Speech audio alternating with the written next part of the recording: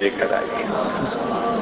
اللہ جتنی عاجزی کے ساتھ کوئی آیا اس بارگاہ میں اس کا اتنا ہی زیادہ استقبال ہوتا ہے۔ بندے کو بندگی سجتی ہے، جھکے اللہ کے سامنے جتنا جھکا سکے۔ تو دیکھو آنے والوں نے تو یہاں تک سفر کیے۔ مالک ابن دینار کا واقعہ تو آپ سن ہی چکے ہیں۔ فرماتے ہیں کہ گرمی کا موسم، دوپہر کا وقت، چل چلاتی دھوپ، اتنی سخت گرمی تھی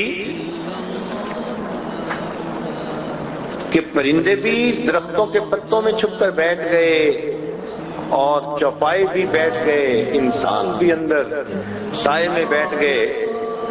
باہر کسی چیز کا نام و نشان نظر نہیں آتا تھا۔ کہتے ہیں کسی ضروری کام کے لیے مجھے باہر نکلنا پڑا، میں گلی میں گیا لیکن سورج جیسے آگ برسا رہا ہو۔ میں گلی میں سے گزر رہا تھا، میں نے ایک نوجوان کو دیکھا جو دونوں ٹانگوں سے معذور،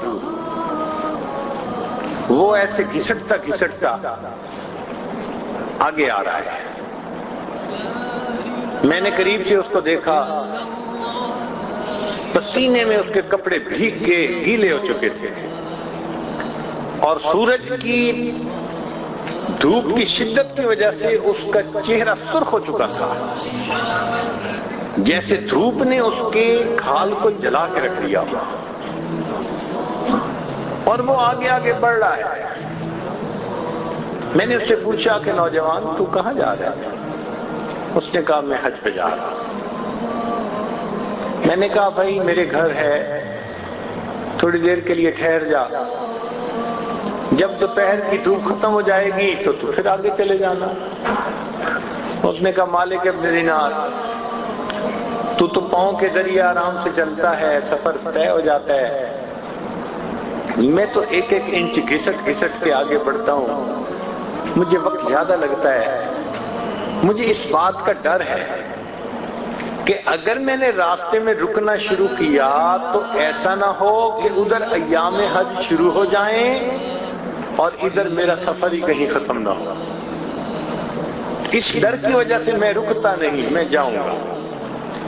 کہتے ہیں میں نے اسے مشورہ دیا کہ نوجوان میں تیرے لیے کوئی سواری کا بندوبست کر دیتا ہوں، سواری پہ سوار ہو کے جلدی چلے جانا۔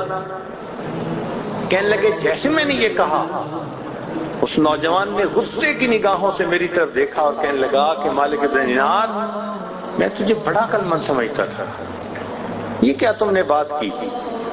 یہ بتاؤ کہ اگر کوئی غلام اپنے آقا کو ناراض کر بیٹھے اور پھر وہ ارادہ کرے کہ میں اپنے مالک کو جا کر مناؤں، تو بتاؤ اس غلام کو سواری پہ جانا اچھا لگتا ہے یا اس کو گھسٹ گھسٹ کے مالک کے در پر پہنچنا اچھا لگتا ہے؟ کہنے لگے میں نے اس نوجوان کی بات سنی، حیران ہو گیا۔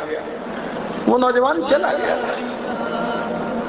فرماتے ہیں کہ اللہ کی شان دیکھیں کہ اسی سال اللہ نے میرے لیے بھی حج کا سفر آسان کر دیا، میں بھی حج میں شریک ہوا۔ جب میں نے رمی جمار کی پہلے دن،